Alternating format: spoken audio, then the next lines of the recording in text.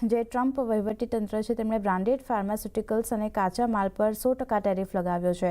હવે આની ભારતીય ફાર્માસ્યુટિકલ કંપનીઓ પર કેવી અસર પડશે તે સમજીએ। આપણી સાથે શ્રદ્ધા જોડાઈ ગયા છે। શ્રદ્ધા, ગુડ આફ્ટરનૂન। જણાવો, આ બ્રાન્ડેડ ફાર્મા પર જે 100% ટેરિફ લગાવવામાં આવ્યા છે, ભારતીય ફાર્મા કંપનીઓ પર આની કેવી અસર?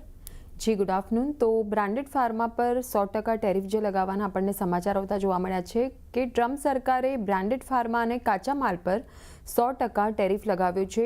યુએસ સાથે જે ડીલ નહીં કરે એ કંપનીઓ પર આ ટેરિફ લગાવવામાં આવશે।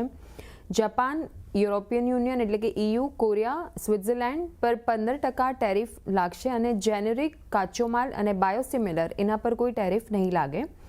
1 વર્ષ બાદ ફરીથી આ ટેરિફની સમીક્ષા કરવામાં આવશે। હવે પર્ટિક્યુલરલી સનફાર્માની વાત કરીએ તો આ ટેરિફની સનફાર્મા પર કઈ રીતની અસર આવી શકે છે એના પર નજર કરીએ તો સ્પેશિયાલિટી પોર્ટફોલિયોનો વધારે પડતો હિસ્સો ટેરિફની બહાર રહેશે। સેઝાબાઈ, ઝેલ્પ્રોસ જેવી દવાઓનું ભારતમાં ઉત્પાદન થાય છે અને 15% ટેરિફથી આવક પર, જે કંપનીની આવક છે એના પર 1થી લઈને 2%ની અસર આવવાની સંભવ છે। હવે ટેરિફની CDMO કંપની પર કઈ રીતની અસર છે તો ભારતની CDMOs પર ઘણી ઓછી અસર થશે એવું માનવામાં આવી રહ્યું છે અને ટેરિફનો બોજ જે છે તે ઇનોવેટર્સ પર પડતો આપણને જોવા મળી શકે છે।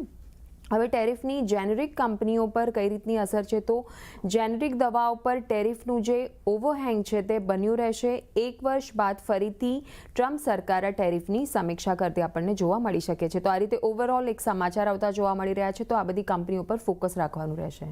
જી, આભાર શ્રદ્ધા આપનો આ સમગ્ર માહિતી આપવા માટે। તો ખાસ કરી